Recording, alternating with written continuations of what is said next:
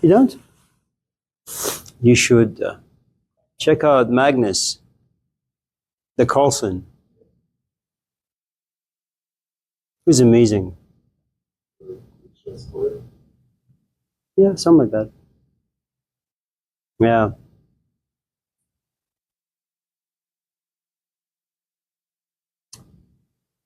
Well, good luck. Anyone else with any interesting hobbies? Yeah. In Europe, they say there's a lot of chess. In Europe? I actually don't know. But if you go to New York, there are chessboards everywhere.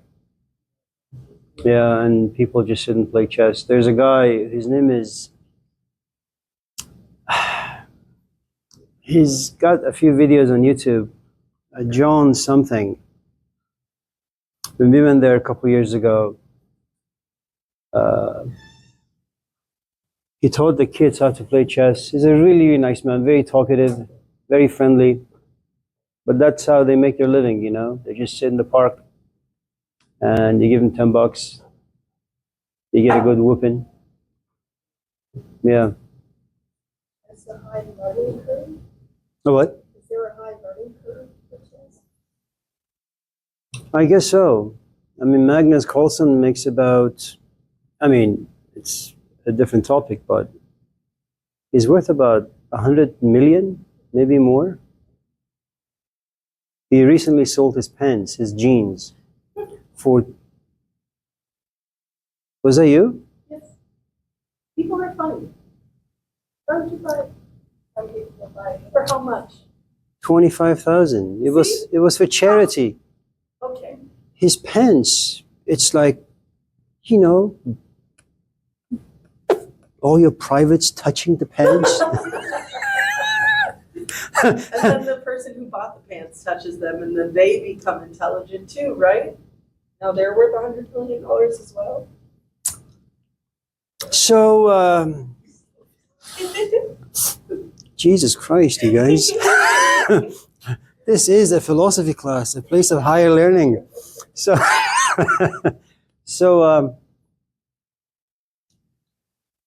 there was a guy I was very much into, intellectually speaking, of course.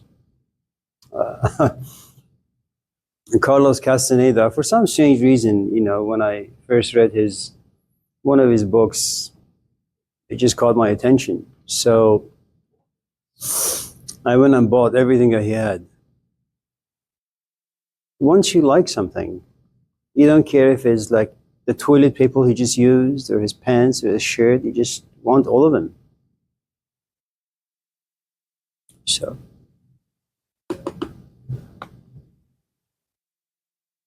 One of these days we'll talk about. Anyways, so anything else we can talk about that's.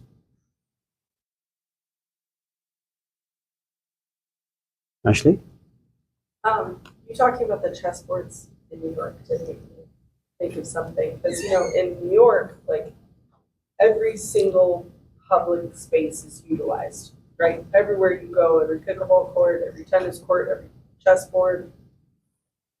Whereas here, we don't really, we don't utilize our public spaces the same. I know that you're more well-traveled than I am. Do you have anything to say about like public spaces and how they contribute to culture worldwide? No. Okay. No, I mean,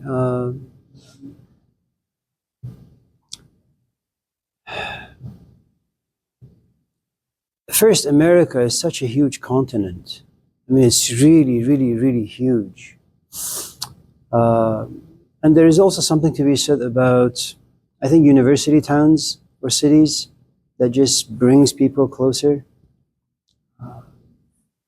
That's all I can say. I mean, Italy is really fun. Portugal is fun. France is fun. And there's more utilization of public spaces in the places. Yeah. They have good croissants. Yeah.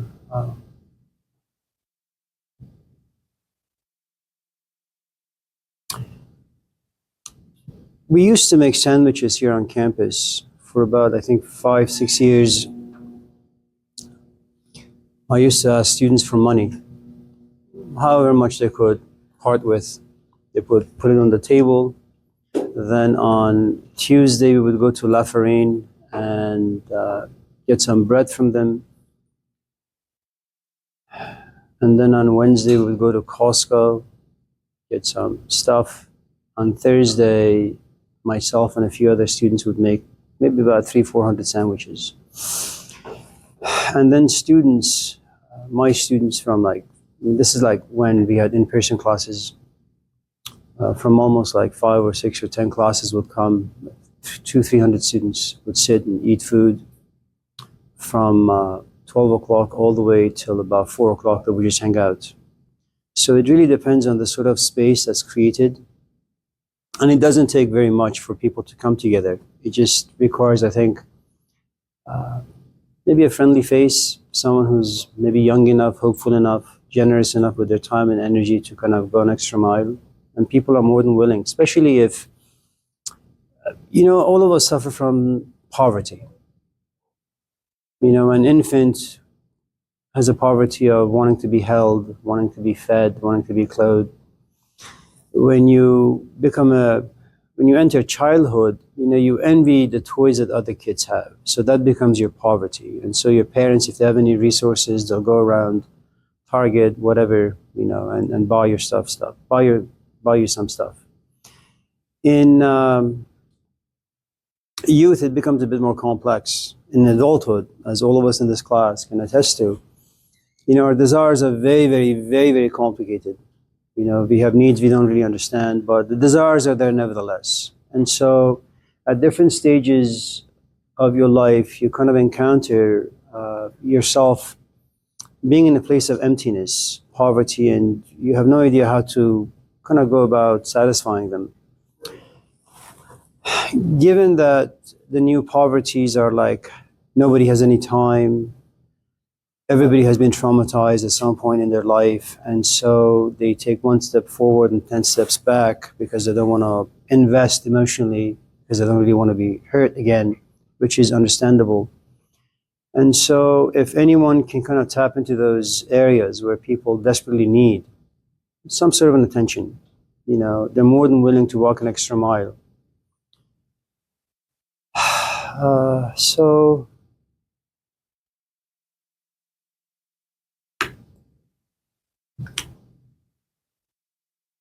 yeah, that's all I have to say about that. Yeah. Talent? The parent and how much they know their the talent they know. They're working so hard, they don't want to double down on something else and be disappointed. So, it's statistics and what's the best? Probably. That's a good question. I don't have an answer to, but I think one of these game shows or shows on TV like America Got Talent or America Got No Talent or Britain Got Talent, you have ordinary people who can do all sorts of things. And sometimes you sit back and you watch some of the talents expressed on the stage and you're really just amazed that, you don't have to be a Taylor Swift or a Magnus Carlsen, but you come on the stage and you kind of just perform and it's really just amazing. And from that point on, you're on like bigger stages. So that's one of the nice things that's happening these days, that people who didn't have a voice suddenly are given a good amount of attention. There was a guy, what's his name, Maxwell something. He was this 20-some-year-old guy in somewhere in England. And he used to just be on the street singing. And then he got the stage on Britain Got Talent. Man, this guy, he sings opera. Amazing, amazing voice. I mean, you sit there and it just goes inside you, his voice, So, I guess if you have anything that's worthy of any value, if you can find a platform for it. Yeah. Anyone else with anything more or less interesting? If you have any talents, No, sit down.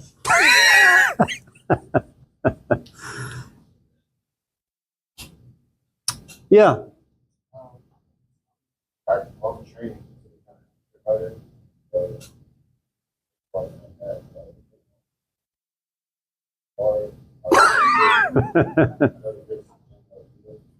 Yeah.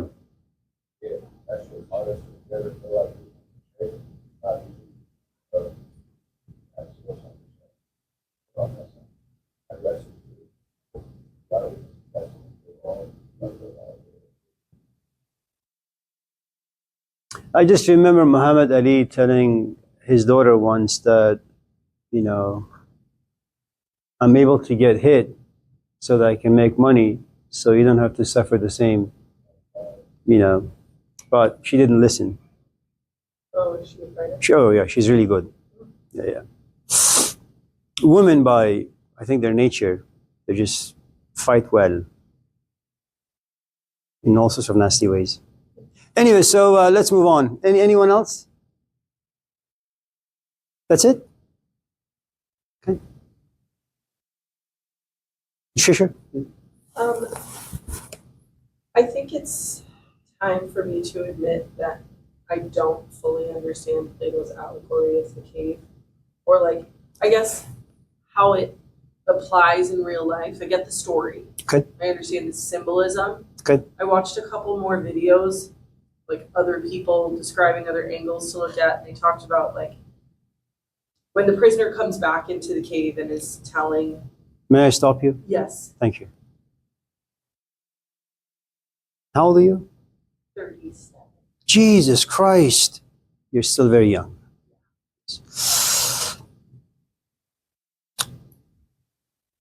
Have you ever been in a bad relationship? Yes. No. Shocking. And you came to realize that you just made a very poor decision. Okay. So, I know you guys don't like this, but let me just give it to you again.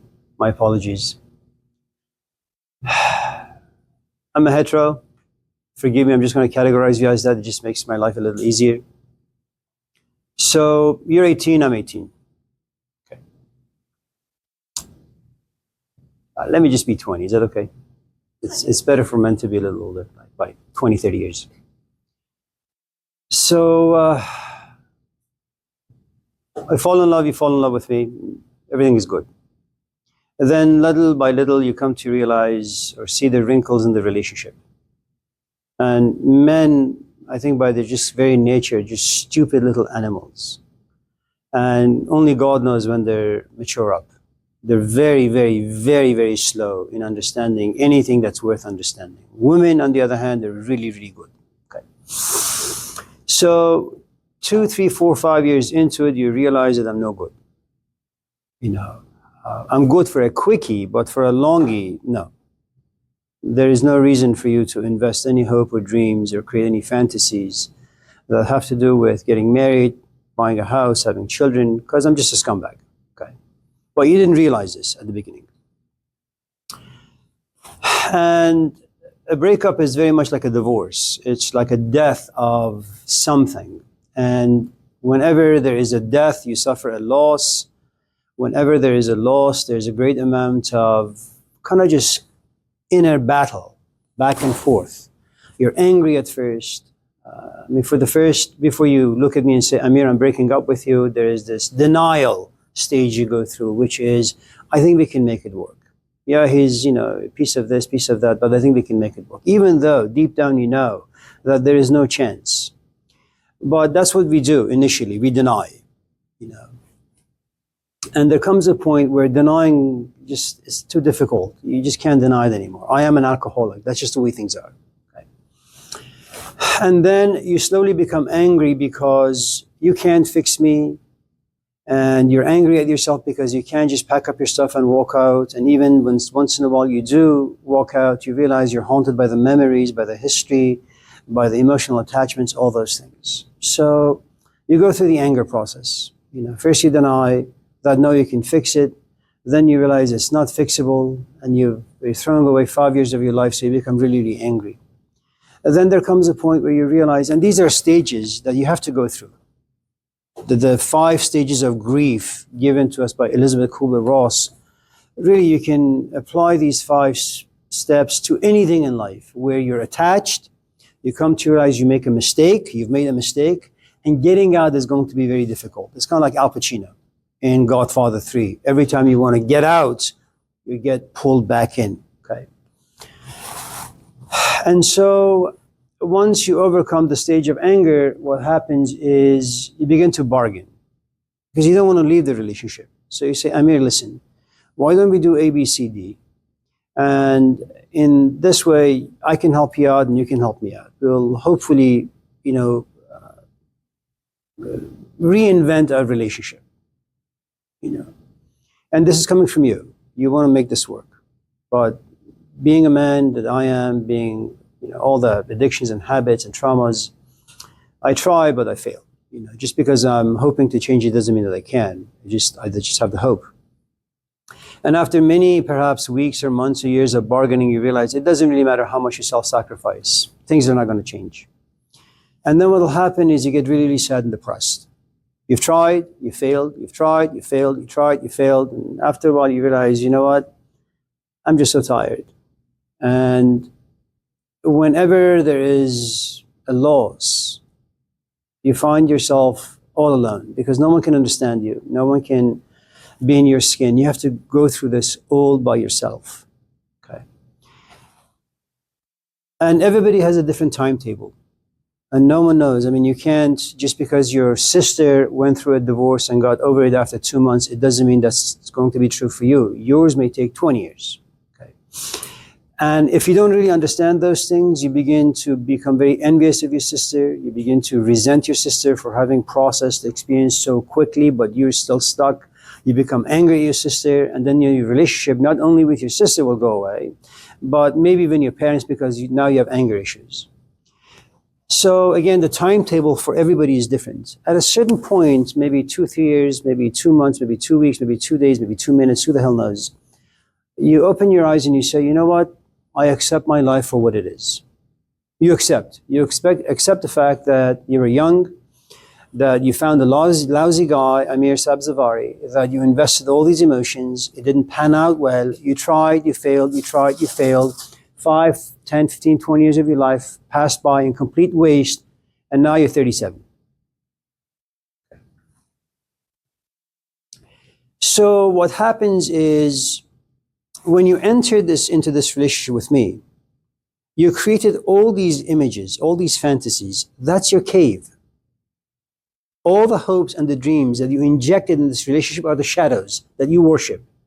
And this could be with anything. It could be a religious cave, it could be a political cave, it could be a social activist cave, it could be an education. It doesn't really matter. Our good friend over there, okay? He just doesn't want to go into the ring and get banged up for no reason. He wants to make money eventually. He wants to be on UFC, he wants to be on TV. That's his goal. Now, whether or not that pans out, who the hell knows, okay? Maybe he'll amount to nothing. And he'll be like 40 or 30 or 25 coming to realize he's far too old to fight anymore. He's got some like mental issues now because of his head being banged up so much. And he'll come to realize, well, it was all a hoax. A game he played on himself without really reflecting and examining as to what he was doing. So a cave is whatever you and I get ourselves involved with, and we become emotionally attached, and we invest, and we create all these fantasies about ourselves. You did the same thing in our relationship. Now, here's the thing about life. Life will eventually give you a couple of really good smacks and pushes you out of this cave as you were pushed out of this relationship. You denied the fact that I'm a lousy man. For a long time, you denied that you have no power to change me. You imagined that you could. And you also were under the illusion that just because I tell you I can change, that I really can change. You didn't really understand how change comes about and how difficult it is. Okay. You went through the anger stage. You went through the bargaining stage. I'll cook you better food if you stop drinking. Okay. We will have more sex if you start reading the Bible. All the things that you didn't pan out well. Then you went through the bouts of depression. And it's sad. And it's tough. And in this culture, no doubt you'll be medicated. Okay. And then you were very, very lucky because you saw the light. And the light is you accepted. You came to realize that you were young and stupid. You came to realize I was young and stupid and profoundly immature with lots of issues. And you understood. I mean, that's what acceptance is. You begin to understand certain like core things about yourself and about me and about relationship in general. And then your best friend Carmen comes to you one day. It's not your best friend. Let's just say she's your daughter. And she says, Mom, I met someone at Laney. And Carmen is like 20. Now remember, Carmen is not 37. Carmen is 20. You've been 20. And at this stage where you are, which is a place of acceptance, you know exactly how her future is going to be. You don't need to be a fortune teller. You've gone through it. You've come to realize that men at the age of 20, all the way from like 10 till about 50, they're just stupid. And you're not saying it as a bumper sticker. You just understand that men grow very, very, very, very slow. And they're deficient in many areas of life. And just because you've read a couple of fucking books, it doesn't mean anything.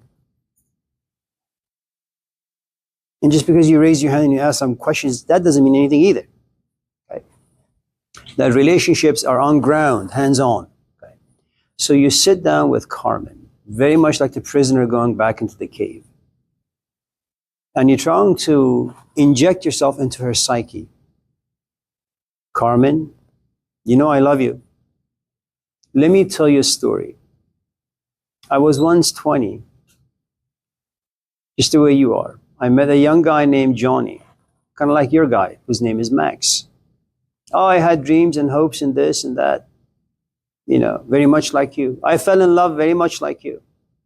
But it was raw. I didn't really understand it. I was invested 5, 10, 15, 20 years. Do you see me now? Wrinkled, old, alone. This is what happens with trauma. Don't make my mistake. Now, do you think she's going to listen to you? Of course not. That's the allegory of the cave. And all of us in this class have that.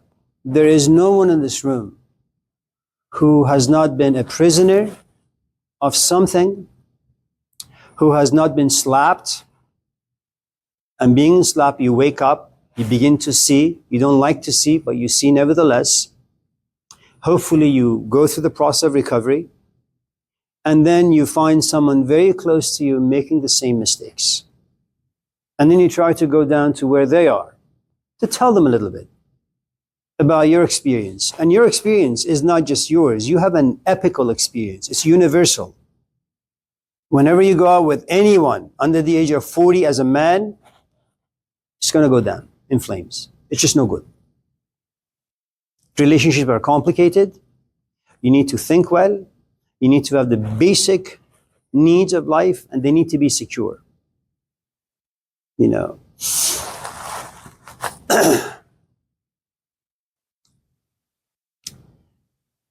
I had some of my students teach my classes when I wasn't feeling well some years ago. And they're like 20. Nice kids. But all they have is just information. And the problem with just giving people information in a very animated way is that you create for them this illusion that you as an instructor actually know a few things. You don't. You just have a big mouth. I mean, you've stored a lot of information in your head. And what happens is, as you speak and as someone listens and they happen to be in a receiving mode, they will take that information home. And that information will turn their life upside down. And they come to you saying, oh, you have inspired me, but also ruined me. As a young instructor, you say, well, I'm like Plato. I went into the cave, rescued someone. No. So what you have in the case of the allegory of the cave, we don't have someone who just goes to school, reads books, and gets his dissertation passed, or reads the Bible and says, I'm a Christian. Now, these are just fucked up human beings. What you have in allegory of the cave is a man who's born in it, or a person who's born in it, becomes really, really attached, invested in all that the cave has to offer, creates fantasies of all sorts. But there comes a point of discontent, unhappiness, skepticism. We don't know how it happens or why it happens. Some life events, and there are also some psychic tensions. There are also like a Socrates walking into your life. There are all sorts of ways that your life can be turned upside down, where you begin to doubt. And there is this push and pull. You know, it's like, I love you, but I also hate you. You know, I say, get out of my life, and you do. Then 10 minutes later, I say, oh, Ashley, can you please come back? You know, can I tell you guys a story about the push and pull? I borrow this from the Hindu tradition.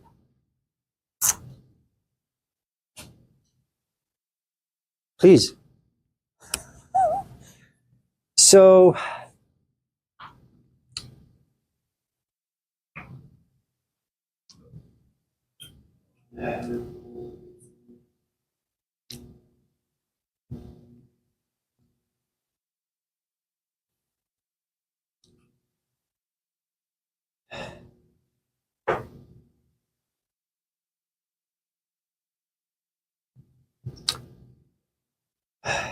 at some point, we have to talk about sex in a very scientific way, but not today. So one day,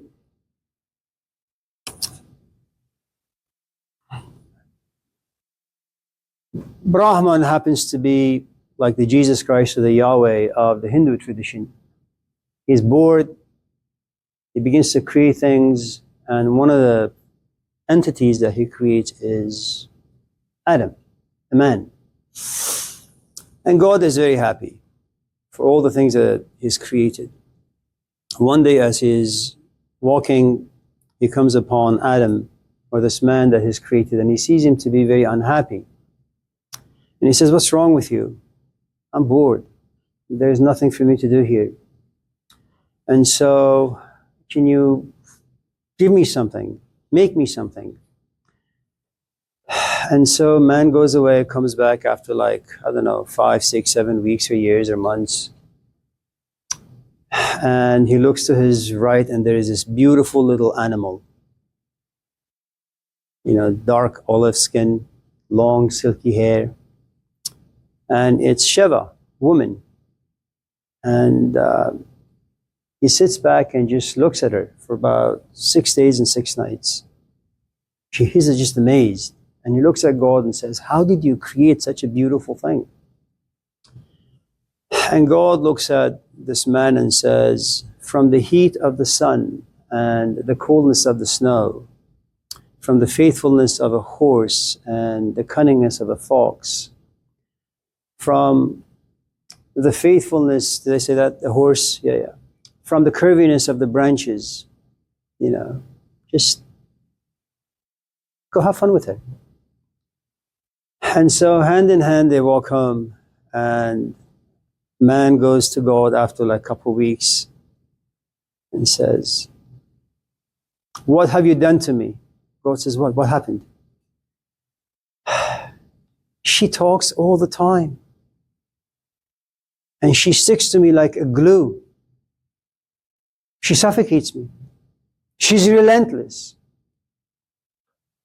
I love her, but I also hate her. I don't want to be around her. Take her. Okay. So he walks home alone, and after a few weeks goes back to God and says, please, can I have her back? I miss the way she looks at me, she talks to me. I miss the way her skin feels. And God says, fine. And again, after a couple of weeks, he goes back to God and says, I don't know. And God simply looks at man and says, in the woman I have hidden all the mysteries of the universe. No woman and you will know God or life. So this is what I mean by push and pull.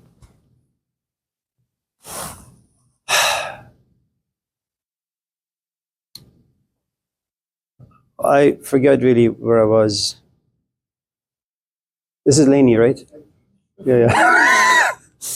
And so there comes a point that despite all of your best efforts to enlighten or to give to Carmen all of your experiences and make sure that she understands everything well so she doesn't make the same mistake that you did, that she stays in school, that she doesn't invest hopes and dreams in crummy, immature people so she could, her life could be better than yours.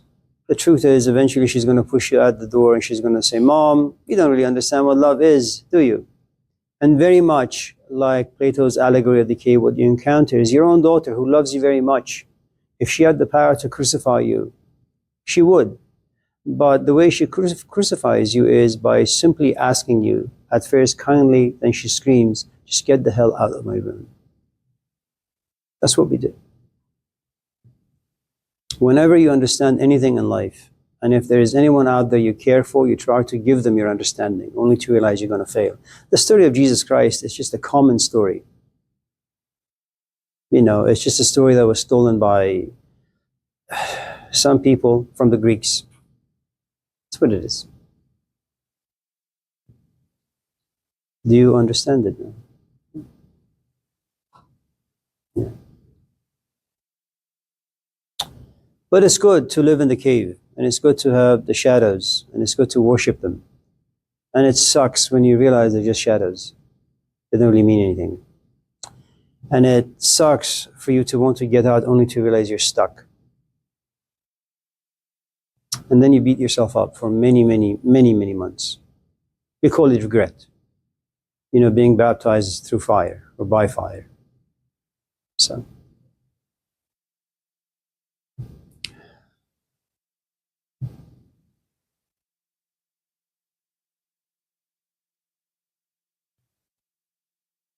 Again, for those of you who want to drop out of school, again, I know it sucks, stay in it.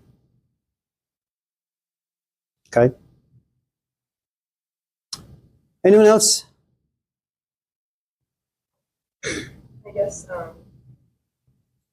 just thinking about school and academia, do you think that the way that it functions as it is now is going to sustain?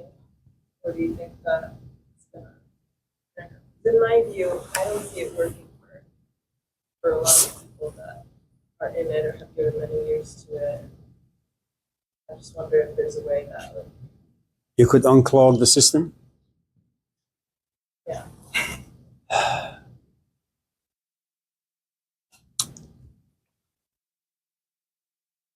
So as far as I know, and I may be wrong, the first educational institution was born in certain parts of Africa called the Kemet School. If you go all the way back to the Minoan culture, which is many thousands of years ago, what you have are two alphabets. You have alphabet A and alphabet B. Alphabet A is designed for the priests or those who want to be educated. They want to prosper their soul, their intellect, their emotions. And then you have alphabet B, which is really designed for the common people. And life for many of us, 90% of our population, the basic needs are really, really tough. Just because life is difficult and you come to school, it doesn't really mean that you're interested in education. What you really want is to secure the basic needs of life, food, shelter, and clothing. And these things are really, really difficult to come by, especially these days. I mean, rent is high. Nobody can afford a house.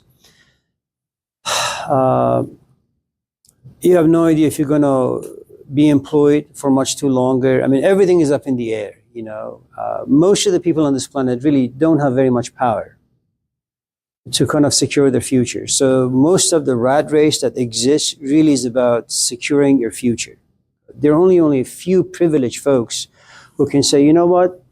I mean, consider all the heroes that you and I worship. Gilgamesh, the Buddha, Jesus, Moses, Muhammad, Lao Tzu, Confucius. These are privileged folks. Malcolm X. They have everything. They don't worry about rent. They don't worry about food. Everywhere they go, they just hand them food. They hand them money. They give them attention. They really have no need. So what they do is they sit and they think. They think about life. They're reflective people. You know, if Jesus was really, really like starving, do you think he would leave his parents and go to Persia or Egypt or India? Of course not. If he was sick, no. What you're talking about is a few healthy human beings whose future are secured. They go on this long journey. And there is something about them that, you know, is kind of like the saying in one of the Gospels. You know, by the time you realize that you're on this quest to figure out who and what you are, something happens to you. It's like, you know, you become like the animals out there. You don't save. Somehow you're fed. You don't know how. You know, you're walking and some guy just gives you $20 and you buy yourself a couple of like In-N-Out burgers and they'll kind of hold you over for another like 2 weeks or so. Okay. The rest of us don't have the luxury. We are talentless. Okay. And so what you have after the Kemet school, you have Plato, you have Aristotle, you have all these other schools where they say, listen, the common person, the person who is out there for basic needs, they don't need to go to school because our form of education is not for them. What they need to learn is agriculture. What they need to learn is, I don't know, how to change diapers, how to be a good nanny, how to make pizza or a burger. Okay. Just because you read Dialogues of Plato, it doesn't mean you want to be a philosopher. It just means you want to pass a class so you can get a job in business or something. Okay. So what you have is a very privatized sort of education for the longest time in human history. Okay. Then around, I don't know, the 18th century, something interesting happened, which is we no longer really need your physical powers or physical prowess. We have now the tractors. You know, we just need brains. We need people who can think well. You know, from that point on, the women begin to have a voice, and even those who, you know, are kind of just unreflective are able to go to school, find a craft that they become eventually good at and to make some money. So all of a sudden what you have is the blossoming of all these institutions. And their task is to kind of develop the human technical aspect. You don't need to be as strong as a man to grab a hammer and a chisel and break this boulder in half. All you need to do is know how to drive a tractor. Okay? And all of a sudden what you have is women walking into a world created and dominated by men for thousands, if not millions of years. And what do you do as a woman in a man's world? Well, you compete with men. What happens in competition? Well, your psyche begins to change. You begin to have, like, your brain begins to rewire itself. You know, you spend 10 minutes with your kids and 20 hours in the workforce. Okay? And add to it the fact that you live in a capitalistic system. Okay? In a capitalistic environment, what you want to do is you want to keep as many people uneducated as you possibly can. You need workforce. And if you have a lot of intellectuals who are able to see things clearly, understand things clearly, they're not going to stick around. They're going to fight. I mean, that's why you have mass revolutions once in a while. You have a spark. That spark kind of hits the discontent that lives in human beings. And before you know it, you have Occupy movement. You have all these people like screaming in the streets, but they still remain uneducated nevertheless. Okay.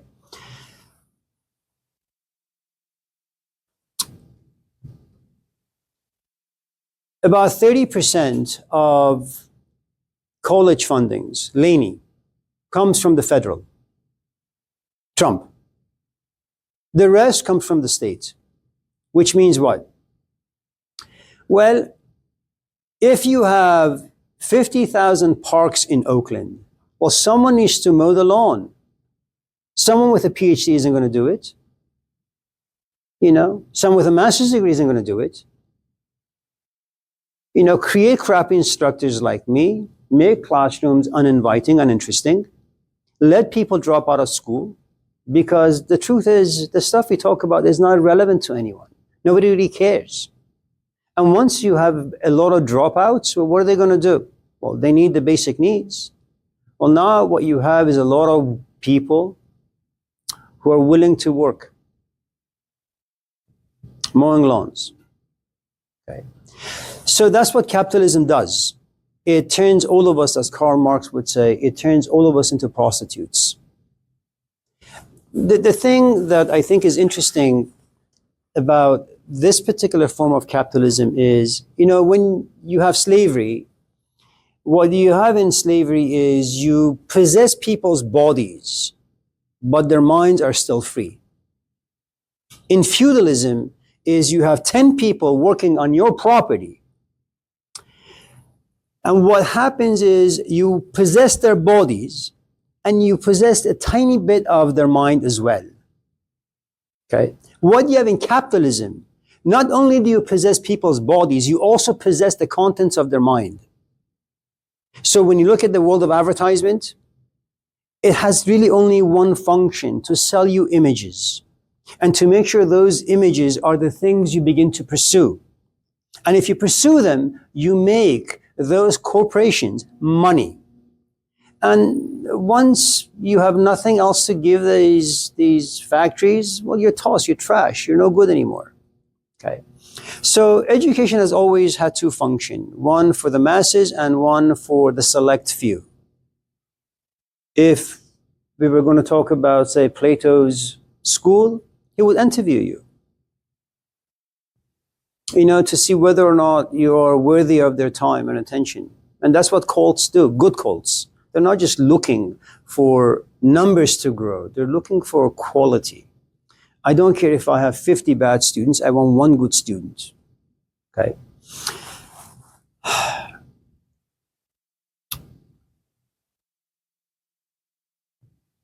I think for what America is and for the kind of people that America produces, this particular system is really, really good. First, because if the numbers are right, that the divorce rate is about 60%, and if, again, the numbers are right, that depression is about 68%, then you don't need Plato's. You don't need someone who can become spiritually well endowed. You need someone who can say, listen, I'm going to create a system where, and one of the things about trauma is that, and it depends also at what stage in your life you suffered the trauma. Anywhere from 0 to about 10, it's going to be devastating. Because like this slab that's supposed to hold up this house has huge cracks in it. And so whenever you put anything, you want to build anything on the slab, it just wobbles and eventually falls. If I was to tell you a story, I knew a young woman who went to Davis for medicine. She eventually graduated, went to Highland Hospital to do her internship. But there was something off about her. She was from Afghanistan. And despite being really well educated and having a high-powered position, she was a really good doctor too. There was something about her that was not right. And eventually, she kind of opened up and said, when I was like 9, my uncle did A, B, C, D. And I told my mom, I told my dad, I told this person or that person, to no avail. And what she did when she moved from Afghanistan to New York is that she slept with a lot of men from the age 13 onwards for one simple reason. If I am hurt, I'm going to hurt you. If I am hurt because I trusted someone and they betrayed me, I will have men fall in love with me. Once they trust me, then I will hurt them. And so there came a point to her life where she said, I can't do this anymore. I want to get fixed. And again, change, especially if the cracks are really, really deep, it's going to be very tough. Possible, but it takes time. And so at the age of 27, 28, she thought that she created for herself a cave, that if I was to get married, maybe that will kind of create some sort of a healing. And so the marriage lasted for about, 5 years or so. and then the crack began to appear again, and the marriage dissolved. As far as I know, she's still single. So talking about loneliness and trauma and divorce.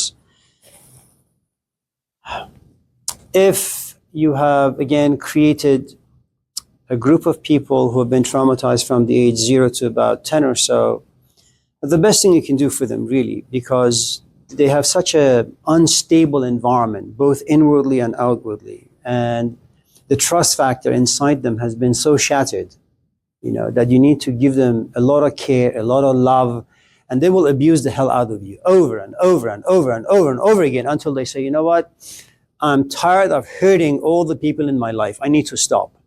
And that's a great fantasy to have, but you need someone like Jesus Christ that every time you slap them, they say, okay, you know what, this one too, But most people aren't like that. So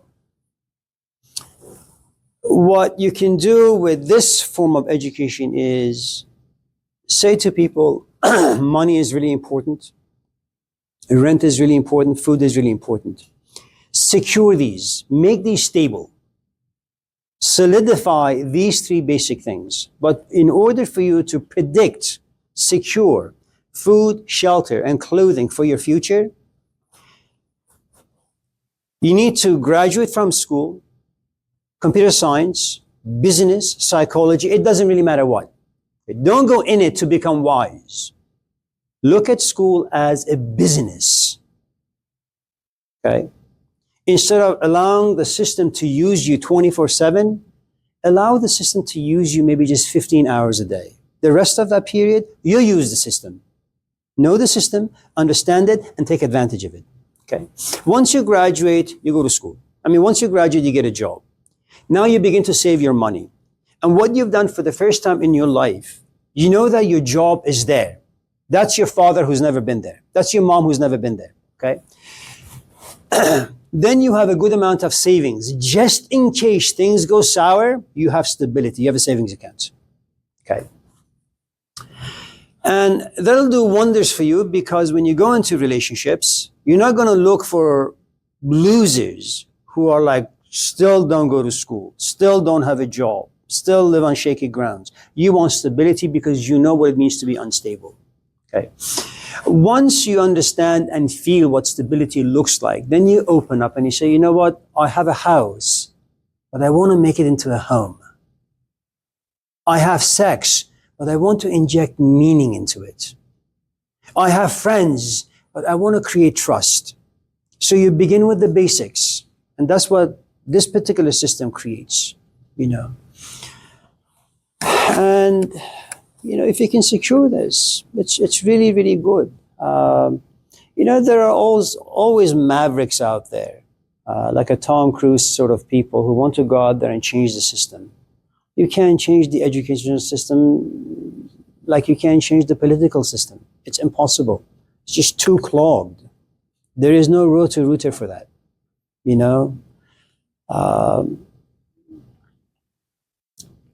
We pay the chancellor almost $500,000 a year. I don't really know what he or she does. I don't even know what these buildings stand for anymore because most of our classes are online. It's just a waste of money. Look at this classroom. It's been this way for the past 20 years. And then you say, well, I want to make some changes. Well, what can you do?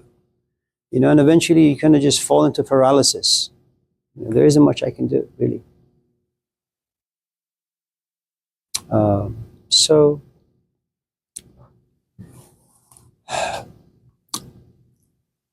I think there are a couple of things when it comes to changing anything, whether it's a huge system clogged up like this one, a sewer system that just stinks all the time, that has very well-meaning and intentioned folks working in it, or changing a single human being. The first thing that needs to happen is you need to figure out what exactly it is that you need. Ella doesn't need this class. Ella wants to be a tennis pro. I'm a stepping stone. She uses me, manipulates me, exploits me, and then tosses me. That's what Ella does. Ella doesn't need this class. Okay? And so I'm not going to like spend 50 hours of my life looking at Ella, trying to inspire her, only to be forgotten. No. I'm not a Socrates to create needs inside people and then attend to those needs and watch them blossom, sprout into something beautiful, you know. You know, one of the nice things about people who do therapy, for example, is that initially they, like, you know, anyone who's addicted to anything, initially you assume that you can overcome certain things all by yourself. You know, you're like Jesus Christ, you have all the tools. And then after banging your fist or your head against the wall a few times and you come to realize how incompetent you are, you say, you know what, I just need help. You know, I don't have friends, I don't have parents, most of my instructors suck, there are no good books out there, I need some help. And for the first time you realize something really interesting. You're dealing with a tsunami that lives inside you that's bigger than you are. That's more powerful than you are, that can crush you every time it comes up. And so you submit yourself to the fact that you are ignorant and you are powerless. And you Google some therapists around town.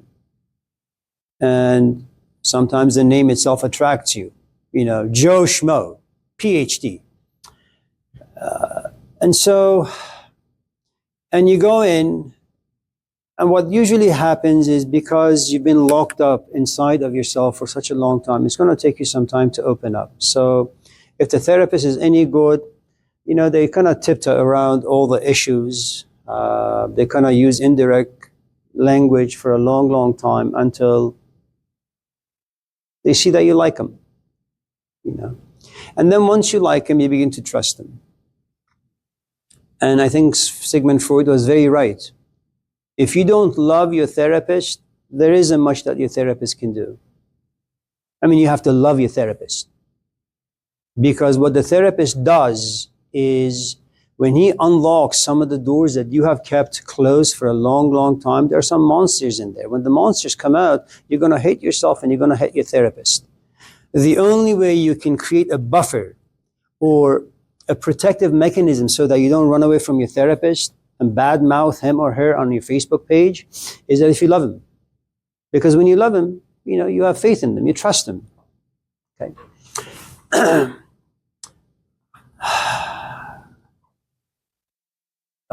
Anyways, so.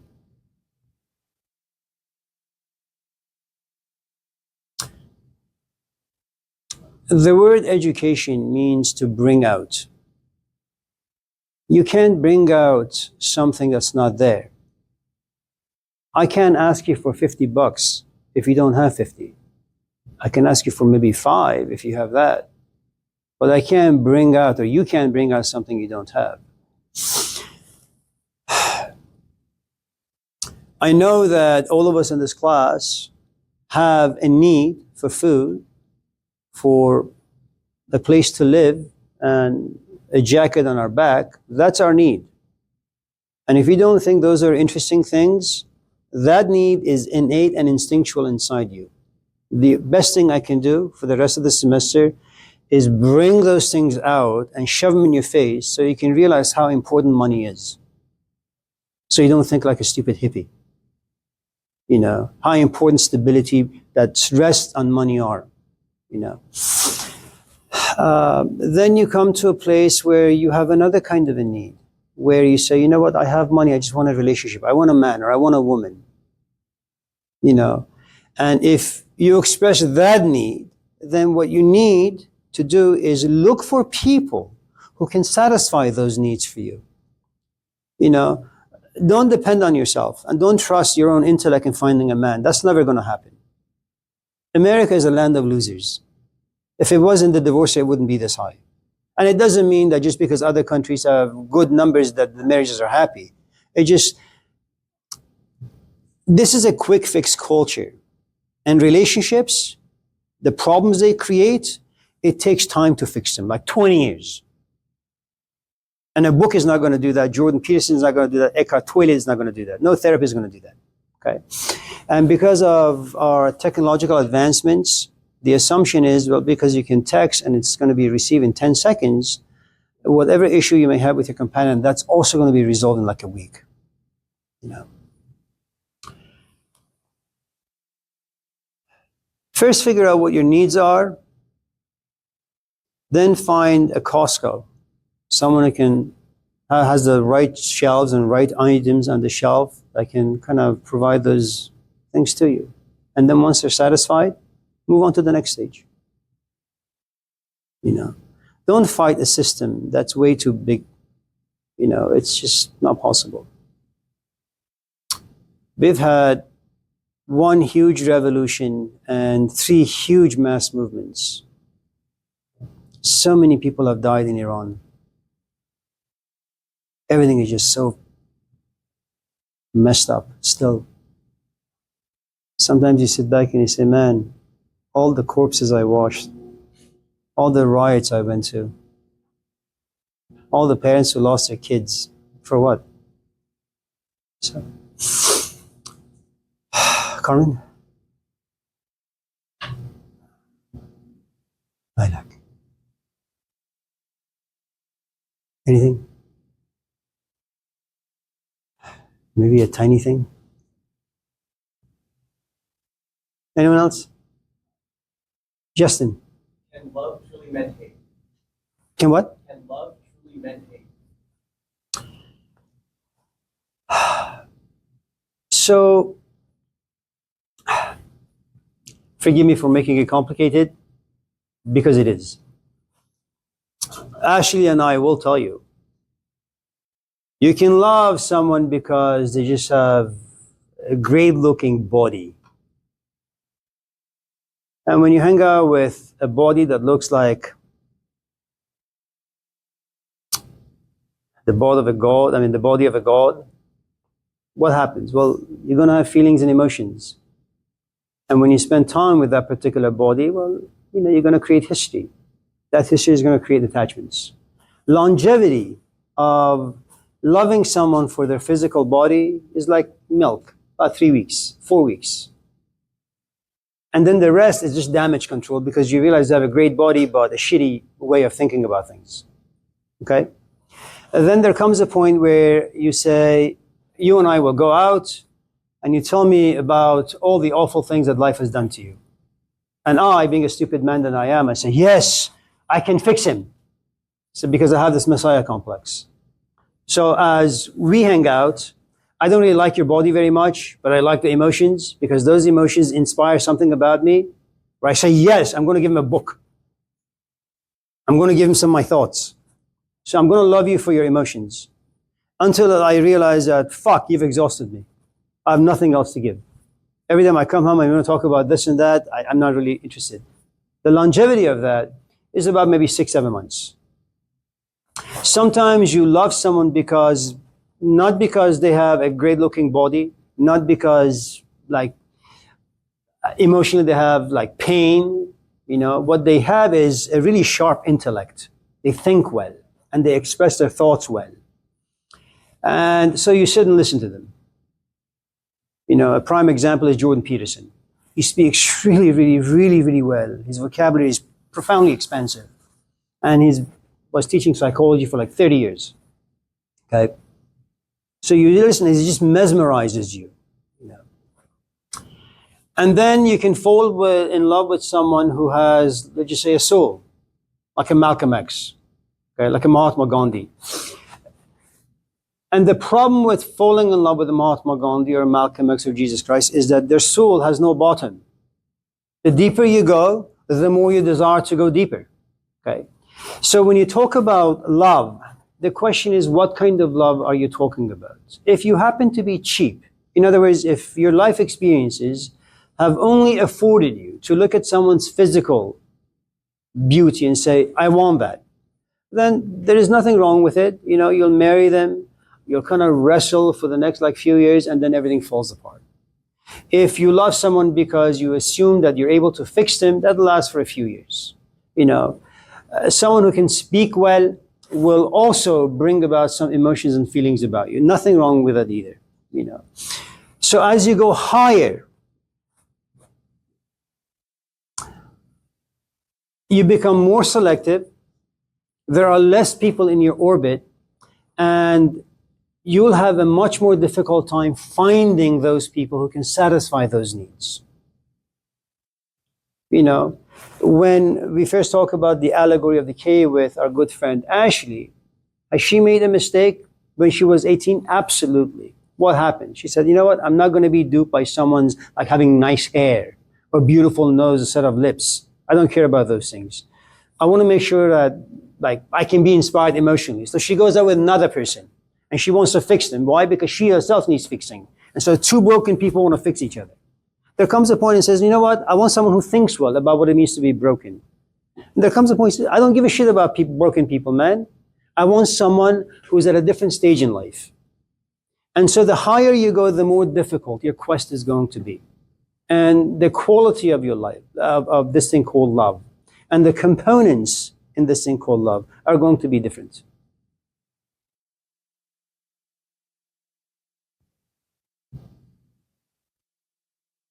Always go out and find people who have yeah, that's difficult too. That they have, you know, something like. So anything else? Yes. Are we done? What time is it? You know what? We have 5 minutes. Epic? Nothing? How about now, Lilac? Nothing?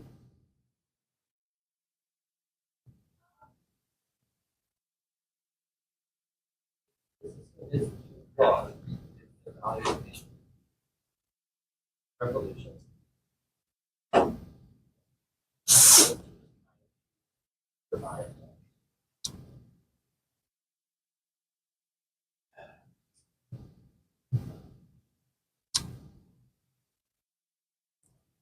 Revolutions or mass movements are really an act of desperation. Jean-Jacques Rousseau had argued that violence is the last resort of someone who's pleaded with you. There are all these wonderful stories about the Native Americans where they sat with the new people, Caucasians from Europe, white folks from Europe, and you know they created all these documents, and both parties signed these documents. Only the trust was breached over and over and over again, and someone like Chief Seattle eventually said, you know what, you can't trust the white man. And there came a point where they took up their bows and arrows and started fighting. Okay, but that was the last resort. Alexis de Tocqueville was French. He was sent by the French government to come to the US and study the prison system in the US because it was just known to be quite bad. And so in the course of him being here and looking at the prison system and the justice system, all that, he came to realize something really interesting about American people or America, the white community, the black community, and the Native American community. First, he had come to realize that America publishes lots of books, unlike Europe. I mean, every goddamn second, 50 books come out from the printing press, but they're just trash. They're about Kim Kardashian and Snoop Dogg. That's it. And he said one of the things about America is that it produces a lot of trash when it comes to books. Second, you will not find more hospitable people than blacks and Native Americans. Kind, generous. The only thing you need to be careful is don't piss them off. Because if you upset the black community or the Native American community, they're no longer civilized. They become barbarians and savages. They will hunt you down and they will destroy you. And the point I was trying to make is revolutions is this place where you've tried and you failed. You tried and you failed. It's kind of like a divorce. You know, it's not like all of a sudden you wake up and you say, forget it, I'm just walking out. it takes like 20 years of you roll at night in your bed, you contemplate, you think, you doubt, have all sorts of fears about you. Then at a certain point, there is this revolution. Just, screw it. You walk away, okay? What revolutions initially do is that they create this. Have you ever been in one? I have been in like one huge one and a few like huge mass movements. Right now I live as a single individual, walking around thinking myself to be important. Revolution, mass movements, they connect you to this transcendental idea of justice. It's no longer about my money, my house, my life. It's about my people. It's my country. It's the homeless, the poor, the victims. And all of a sudden, your life, which is very, very small, and small lives ask small questions. Professor, what's my grade? This is your grade. And you ask stupid questions because you're stupid. Your life is small. But when you enter a mass revolution, you don't say about my life, I'm going to die. You say, I don't give a shit if I die. I want this idea of justice to prosper. There's a reason why people have no problem, finding themselves in a space where they're going to get shot, they're going to be killed. They don't really care. Most of the vets, if not all, who come from Iraq and Afghanistan back to America, their homeland, you have boots on ground, and then you have your life as a civilian. But what the hell do you do here? You go to Safeway and you buy milk. You talk to your friends about lousy, stupid things. But when you're in Iraq, you have no problem risking your life for your buddy. It gives you a different kind of a worth and value. Now, the problem with mass revolutions is that it inspires you for as long as it does. Maybe it's 5 minutes, maybe it's 5 months. But you and I are not Karl Marx. We are not a Mahatma Gandhi. What we have is a spark. That spark transcends us, elevates us from living a tiny little life and connects us to a huge life. But because we're not really invested in an honest way, once the revolution dies down, you go back to just being your own self. Consider all the things that you and I have done in the name of love. We sacrifice all the time because you want to be true to love. You want to do it justice. Then as time enters and love begins to, have some rust on it, it becomes a bit more deformed as time goes on. You realize you're not willing to sacrifice. But what you do long for is once in a while, during good times, you look at your companion and say, we used to write poetry, what happened? I think all of us are really desperate to kind of be removed from how pathetic we are to something grand. And it happens sometimes. That's why it's always good to hang out with people who are better than you. They kind of just elevate you. And they force you to refrain from talking about your tiny little pathetic issues. It's beautiful. Any questions about assignments or grades? Yeah, the fifth question for the assignment one, it says, what steps are needed for the theme to become? So you're looking for 5 steps. You drink? Yeah.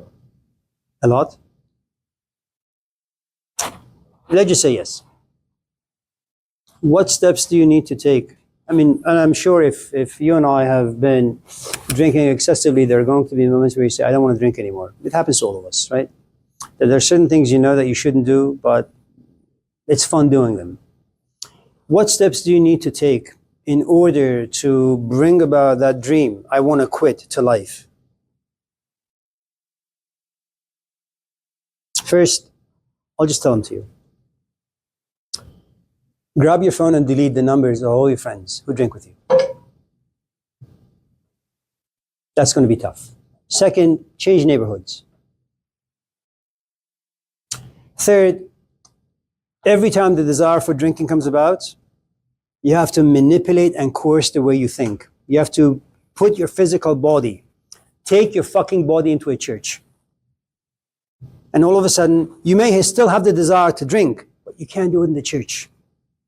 And there is this huge cross. Hopefully, you'll be in a receiving mode while you have a different set of emotions coming up. And the desire to drink and the desire not to drink now will wrestle. But if you've been addicted for about 20 years, that little cross isn't going to do much. So you have to do this over and over and over and over again. Now, you can't really know the steps just yet, but the assignment is there simply to get your neurons to work a little. Because remember, you have about 1 billion neurons in your head, 1 billion of them. Their only task is to think. If you can use 5 of them, you've done well on the assignment. So the steps really have to do with, you're here, you want to go here. What do you need to get your body to this particular place? You came here this morning, right? What steps did you take to bring your body here? That's just your body. Paying attention, that's a completely different scenario. Feeling the stuff you hear, that's again a completely different scenario. Applying what you hear in your life, nearly impossible. Does that? Yeah. Yeah. So it kind of goes off the question 4. Yeah. Yeah. It's just a bad relationship.